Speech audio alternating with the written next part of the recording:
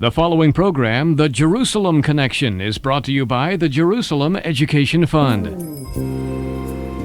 Welcome to the Jerusalem Connection. For the next half hour, sit back and enjoy the sounds of Jerusalem. Great music, important news and opinions, as well as exciting and interesting guests, all focused on Jerusalem and Israel. If you love Jerusalem, stay tuned in to the Jerusalem Connection, brought to you by the Jerusalem Education Fund Incorporated, a United States-based nonprofit educational organization. And now, here's your host, Barry Reisman. Hello, we have a very special program for you today. On the Jerusalem Connection, we're going to hear some of the most memorable guests we've had over the past year. Nationally and internationally famous guests, and you'll hear some of the things that they had to say. But first, the news from Arutz Sheva. It's Friday, December 28th, the 13th of the Hebrew month of Tevet, and here's the news from Arutz Sheva, Israel National Radio. Another Israeli has been murdered by Arabs in what appears to be a terrorist and not criminal incident. The body of 45-year-old Sion Ohana from Adam, just north of Jerusalem, was discovered overnight after he disappeared 10 days ago. Investigators traced calls made on the victim's cellular phone to the nearby Arab village of Jabba. Investigators arrested one suspect. That suspect led them to three others and to the corpse, which was found well hidden in a cave. Ohana knew one of his murderers, who did handyman work at his home. Ohana met the Arabs at the entrance to the Arab village. The Arabs convinced Ohana to go to one of their homes. Then four Arabs jumped him and murdered him. The Arabs then sold his car, leading some to believe that the primary motive was merely criminal. Sion Ohana leaves a wife and three children. Two Arabs were preparing to attack an IDF patrol late last night when they were discovered. One barely escaped with his life, while the other did not. The latter man's body was found in the area along Israel's southern Mediterranean coast after a brief gun battle with the IDF. Near the body was a Kalashnikov rifle, a pack of explosives, and a Lao missile. No soldiers were hurt. Arabs threw a firebomb today at an Israeli motorist traveling an hour south of Jerusalem. Army sources say that there were no injuries in three grenade attacks during the night along Israel's southern Mediterranean coast. Other shooting at Israeli forces were reported today. No injuries in any of those incidents. Abu Ala of the PLO continues his talks with Israel Foreign Minister Shimon Peres.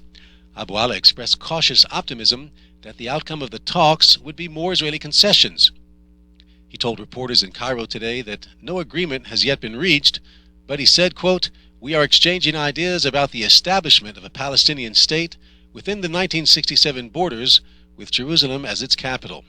Several Israeli cabinet ministers have said that they will resign from the government if Sharon enters negotiations over a Palestinian state. Prime Minister Sharon told Knesset members of the National Union Israel Beitenu faction last night that the proposals under discussion are not acceptable to him. The talks are due to resume next week. Senior Army commanders believe that Hezbollah terrorists operating from Jordan were responsible for Tuesday's fatal attack that had claimed the life of one IDF soldier and left two in serious condition. Hezbollah usually attacks Israel from Lebanon, but senior military officials believe that they operated from Jordan in order to remove their organization from suspicion. Hezbollah is responding to U.S. pressure on Syria and is maintaining a low profile along Israel's northern border. Finally, Israel Air Force pilots are considered by many to be the best in the world. This week, an impressive graduation ceremony was held for a new group of pilots who are just finishing the rigorous 2-year course. Air Force Commander General Dan Chalutz told the new pilots, quote, "The Palestinian Authority is infected with terrorism from its head down to its toes." He said that the battle will be won not only through strength, but also through a spirit of determination, unity, and belief in the justness of our way. That's the news from Arutz Sheva at IsraelNationalNews.com. Arutz Sheva. You're listening to the Jerusalem Connection. I'm Barry Reisman here with you every Friday from 3:30 until 4, and we'll be right back. The Jerusalem Education Fund promotes educational activities stressing the importance of Jerusalem and the land of Israel to the Jewish people. We give special attention to the study of the Jewish history of Jerusalem as the eternal capital of the Jewish people. Many organizations and institutions benefit from the Jerusalem Education Fund and its many supporters and volunteers, including yeshivas and women's seminaries in Jerusalem. To continue our vital work, we need your help. please send your tax-deductible check payable to the Jerusalem Education Fund, Incorporated, 45 City Line Avenue, Suite 352, Ballakimwood, PA 19004, or call 215-901-1449. That's 215-901-1449. For more information, visit our website at www.jefi.org. Please give generously and support a Jerusalem that is a Jewish Jerusalem and a united Jerusalem, now and forever. Bluestein, Michael & Company, certified public accountants, believe that your bottom line is as important to them as it is to you. Why? Because they care about the things that you care about. Whereas most accountants can take your numbers and put them on financial statements and tax returns, Bluestein and Michael work with you through the year to help you solve problems by providing sound professional advice. They enable you to make key business decisions, and they are with you throughout the entire year, not just tax time. Bluestein and Michael are not just hired hands. They are part of your team, and they provide professional service when you need it most. Bluestein and Michael specialize in accounting, tax, and consulting services for small businesses, primarily for the construction industry. If you're looking for yes men, hire someone else. But if you want sound advice from service-oriented CPAs, then you'll want to call Bluestein and Michael at 215-635-3200. That's Bluestein and Michael at 215-635-3200. As I mentioned a few moments ago, on today's program, we're going to hear some of the most memorable guests we've had during the past year on the Jerusalem Connection. Let's begin with someone who is usually very funny when you hear him or see him, but on the Jerusalem Connection, he got very serious when it came to talking about Israel. Jackie Mason. And even in the American newspapers, I was just talking to the head of the New York Times, and he was telling me the same thing, that right now, even the New York Times is always reporting in favor of the Arabs. And they always slant the news as if the Arabs are the victims. And every time we try to get even with them, they claim it was unnecessary. It was irrelevant. We're overreacting. We should only react by calling them names while we get killed. We should get killed in the streets and keep saying it's not nice, and talk low and don't disturb anybody. We should sit down calmly and quietly and accept the idea that we should get killed in the streets and not overreact. I'd love to see how they would react if they were bombing their house. I wish they would, if they, God forbid, if they bombed the New York Times tomorrow. Do you think the New York Times would make sure nobody overreacts? Joseph Farah is an author, veteran newsman, and the CEO and founder of the internet newspaper WorldNetDaily.com. And here's what he had to say on the Jerusalem Connection. You know, they now are limiting, I understand, people who take out crop dusters. They're watching them. They're watching who goes into the waterways. And there's a great amount of vigilance. But how can you really stop a terrorist? If you have a few guys who would be very happy to send themselves immediately to Allah, go into one of the tunnels or one of the bridges with explosives in their cars, how do you stop it? The main way you stop it is you kill them. And, you know, I think there have been two American leaders who have been willing to just come out and say it. Plain and simple, that's been the Israeli policy, is targeted assassinations. It's the most effective way. You're listening to Memorable Moments on the Jerusalem Connection over the past year. And our next guest that was with us several months ago is David Wilder. What do you think the Sharon government will do to change the situation? Do you think they will do anything? That's a very, very good question, and unfortunately I don't have a very, very good answer. If you'd asked me that question about 3 months ago before Sharon became Prime Minister, or as he started his reign in office, then I probably would have answered you differently than I would today. So far he's done literally nothing in Hebron to stop the shooting. We've been demanding that those hills be retaken by the IDF, by the Israel Defense Forces, especially after the murder of the 10-month-old baby Shalhevet a month and a half ago. That killing could have been prevented if the Israeli soldiers had been on that hill. Since then, the shooting has continued. As a matter of fact, a few weeks ago, they managed to shoot into my apartment here where I'm living in Beit Hadassah. Wow. And missed two of my children by literally a couple of inches. Now let's have some words from member of Knesset, Michael Kleiner. A little more time. Let me just ask you, where does your main support in Israel come from? It's very wide. We get it all over the country. It's mainly from ideological groups that even when Likud is in power, are not ready to give up the Likud ideology. And Likud is a strange pattern of behavior.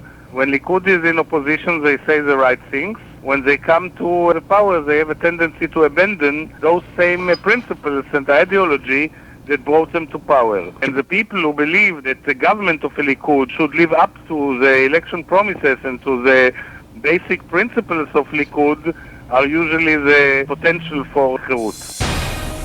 Professor Eugene Narrett was a two-time guest on the Jerusalem Connection during this past year, and let's hear what he had to say to us. Well, what we're seeing here is the culmination of what clearly was a planned abdication, planned by Ariel Sharon of the position and platform on which he was elected, and really the overthrow of the Likud party as a serious opposition, a party in opposition to labor. We have a planned labor coup engineered not only by labor, but clearly with the assistance of the head of the Likud party, and that is Ariel Sharon, who selected Shimon Peres to be his foreign minister, who in fact courted Shimon Peres to be his foreign minister. It's not as if Ariel Sharon can plausibly claim not to understand how Shimon Peres operates. He's been in politics since the mid-1970s. He's seen Shimon Peres undermined successively in his role as foreign minister and sometimes in a few other cabinet positions, undermine Prime Minister Begin, Prime Minister Shamir, and Prime Minister Rabin. He knows that Peres has been running a shadow government, conducting his own freelance and often illegal negotiations, for example, with the PLO representatives in Scandinavia in 1990, when it was treasonous for Israelis to do that, off the record, because they were afraid of retaliation from Sharon and his inner circle. There's an article in the Jerusalem Post where they were saying over and over again, this is shocking. Labor is muscling us out for all the top positions, and we're going to wind up in opposition in our own government. And lo and behold, that's exactly what has happened. The nationalist forces in Israel won an unprecedented landslide victory, and Sharon has put in Shimon Peres and the other Labor Party Defense Minister, Ben Eliezer, as the effectual heads of the government. Sharon's declaration of a unilateral ceasefire May 22nd has apparently been an invitation to Arab terrorists to continue murdering Jews now without fear of reprisal. Why do you think this is? Why is this continuing? What's happening there? This is sad and clear that Sharon has signed on to the strategy of the long war of attrition against Israel. You're listening to Memorable Moments on the Jerusalem Connection. Some of the most interesting guests we've had over the past year. Al Liss is dedicated to Jerusalem, dedicated to Israel, dedicated to Jewry, and it was our privilege to have Mr. Liss on the Jerusalem Connection. What kind of leverage can the U.S. use to compel Israel to go along with its policies, if any? Well, they have tremendous power to force Israel to accept their demands. And the greatest power the United States has over Israel is to threaten or to hold back, as it has on a number of occasions, promised economic aid and the delivery of military equipment vital for Israel's defense. The threat is always open and humiliating because of their knowledge that Jews have an obsessive need for a favorable opinion. One of our most interesting guests on the Jerusalem Connection was Cal Thomas, syndicated writer and TV commentator. And here's a little bit of our conversation. You wrote on June 6th, in your words, you said it should now be clear that Israel cannot tolerate a huge Arab population within its borders. If you were Prime Minister of Israel today, Cal Thomas, you're Prime Minister for the next 5 minutes anyway here, subject to the pressures of a hostile media, the current Knesset, the U.S. State Department, the UN, what would you do? How would you end the now constant Arab anti-Jewish violence in Israel? What would you do? You're not going to end it. That's the whole point. You have to remain strong. You have to remain vigilant. I think Sharon's idea of being proactive in going after known terrorists even before they strike, just wiping them out. I think that's a great policy. People want to go and get your virgins? Good. Here's a bullet for you. This is a defense action. As we mentioned a little while ago, Michael Kleiner, a member of Knesset, was a guest on the Jerusalem Connection. We heard him a few minutes ago, and let's hear more of what he had to say. By the way, talking about Arafat, is Foreign Minister Perez still having regular meetings with Arafat? Yes, this is unbelievable, because Arafat is once again the terrorist we knew before the Oslo agreements. He is giving the direct orders to kill Jewish civilians on the roads every day. And as we are fighting all over the world to convince the world that he is the same terrorist he was all the time, so the fact that Peres is going and meeting him and shaking his hand and smiling to him practically destroys our political efforts and to portray him as a terrorist. By the way, Peres is always telling me, look, if we get rid of Arafat, we will get Ahmed Yassin, we will get the extreme Islamists, we will, God forbid, get a terrorist as the head of the Palestinians. And I ask him, and what is Arafat? The name Eugene Kirkpatrick is internationally known, and it was our great privilege to have her as one of our very first guests on one of the first programs of the Jerusalem Connection, Ambassador to the United Nations, Eugene Kirkpatrick. I hope I'm right, too, and I think I am. You feel more comfortable with President Bush than you felt with President Clinton, as far as Israel's concerned? Look, I feel more comfortable with President Bush about almost everything than I did with President Clinton by the end of it, near the end of his term, frankly. I felt about Israel that he had simply gone so far in pushing Israel to make continually greater concessions that it was quite dangerous for Israel, quite dangerous. Most of the guests we've had on the Jerusalem Connection over the past year have spoken to us directly from Israel, as did Elyakim Haetzni. Let's go back to Sharon. One day we hear that the Prime Minister is going to accept that increased CIA presence, and the next we hear Mr. Sharon says there will be no international observers for the security situation in Israel. What do you think is the truth? You see, here again, we have the same question marks around Mr. Sharon. One day he says that Arafat is an arch-terrorist. Another day he sends his son to him. Who would have sent his son to Hitler or to Saddam Hussein? Would the American president send his son to Saddam Hussein? Well, Arafat is a Saddam Hussein for the poor. And the other question you ask is the same. It is an enigma. We cannot understand him, and maybe he is simply vacillating. One day he thinks so, the other so. He has Mr. Peres at his side, the grave digger of the Jewish state, as foreign minister, and many people in this country think that the real force behind Sharon is Peres, that Peres is maneuvering him against his own will. And again, I am not sure about it. I simply look at it, I behold, and I don't understand. I'm Barry Reisman. You're listening to the best of the Jerusalem Connection. We've had so many guests over the past year, every one of them devoted to a Jewish Jerusalem, and none stronger in their opinions and clearer than Shifra Hoffman. It's widely perceived that Shimon Peres is the real power behind the throne, so to speak, that Sharon is under his spell. I don't know if you feel that way. Do you? Well, I can only tell you this.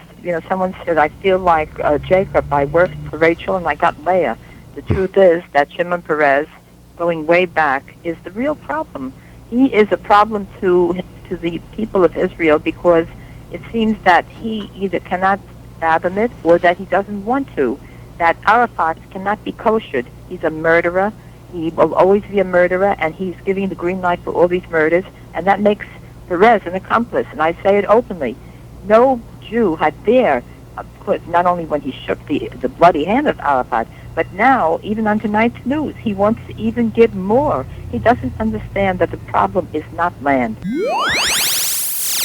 Some of our guests on the Jerusalem Connection were military leaders, like General Levran. With all your knowledge about traditional military strategy, General, are there any suggestions that you would have for Prime Minister Sharon regarding fighting the terrorism in other than conventional ways? What would you tell him? What would you suggest if you had the opportunity? Well, I would tell him that his whole strategy vis-a-vis the Palestinians is totally mistaken. because it's based on restraint and reacting and responding to terrorist attacks, to violent attacks, etc., etc. I'm saying we are in military confrontation, or if you want, a mini-war, which lasted something like 11 months, and God knows how long it's going to last. And we are in an unbearable situation, in a disgraceful situation.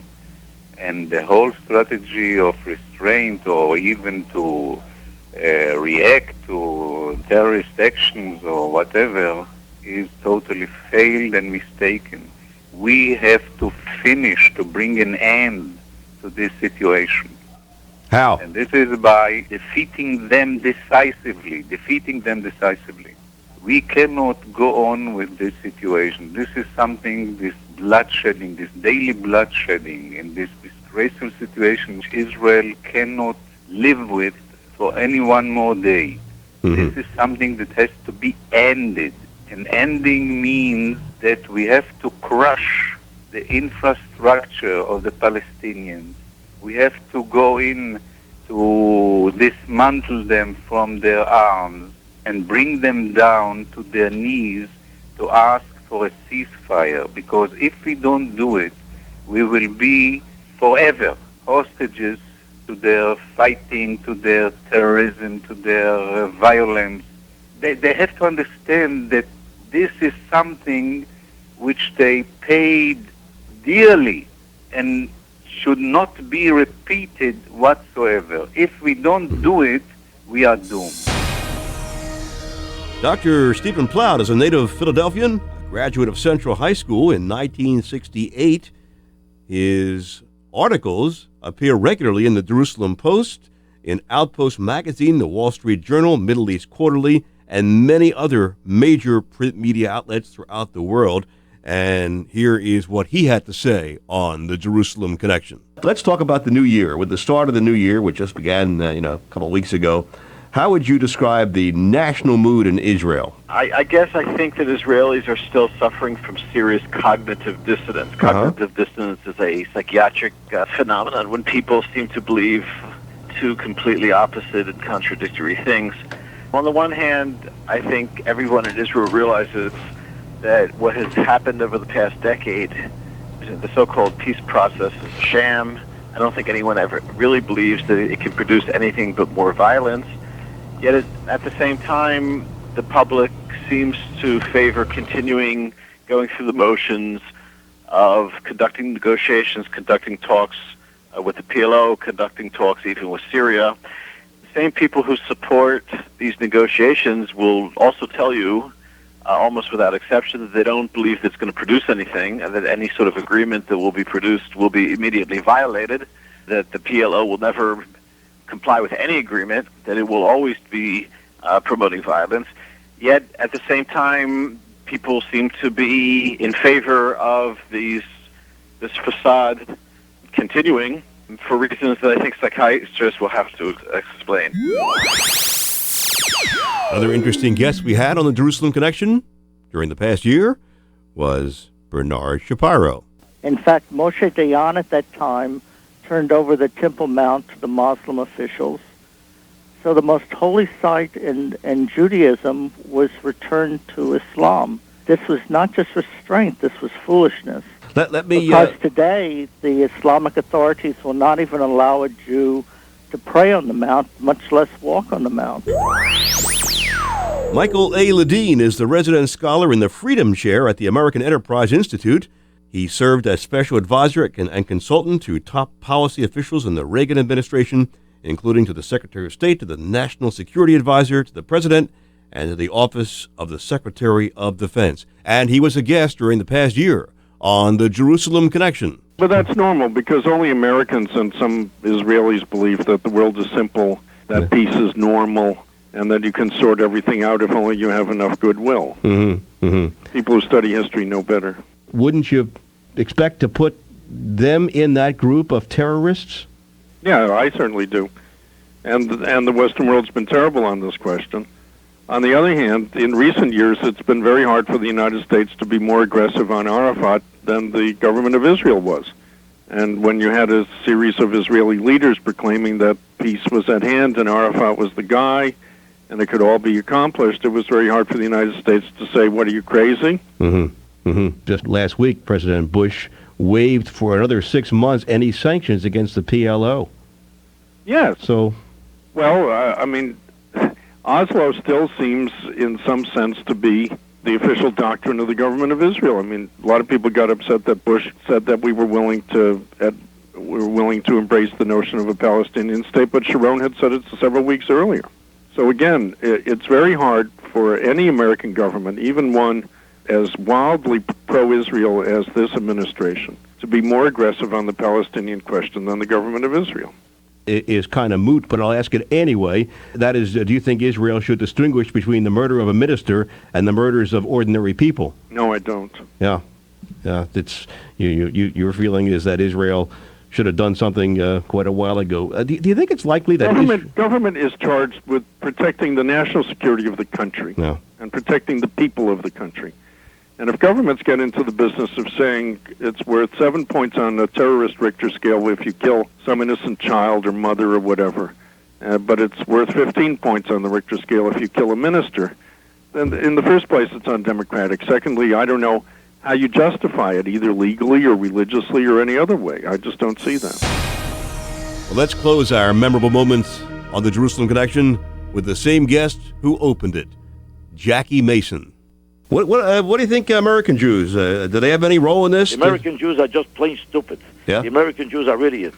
All right. American Jews are always saying, don't violence, no violence. How did they think black people all of a sudden became so important in this country? They found out that just because they're few in number, have no power, no money, and none of anything, they found out if you all of a sudden get violent, the whole country will listen to you, they'll get panicky, and they'll give you things you never had before.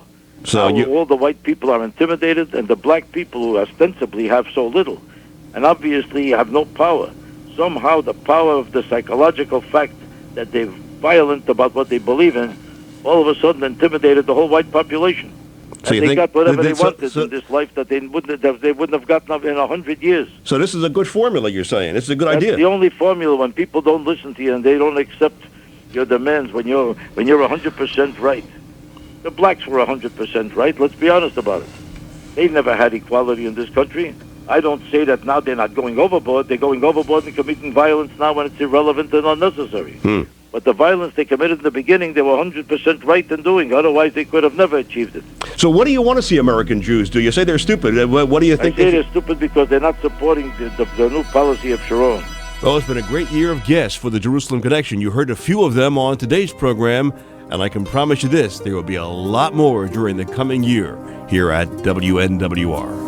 The Jerusalem Connection is sponsored by the Jerusalem Education Fund Incorporated, a nonprofit organization established to promote educational activities stressing the importance of Jerusalem and the land of Israel to the Jewish people. The Jerusalem Connection Fund believes that the future of the Jewish people and Jerusalem are inextricably connected. Please join us in supporting this program and other organizations and institutions including yeshivas and women's seminaries in Jerusalem, local synagogues, adult educational programs in Philadelphia, and local community-based adult educational programs in Miami.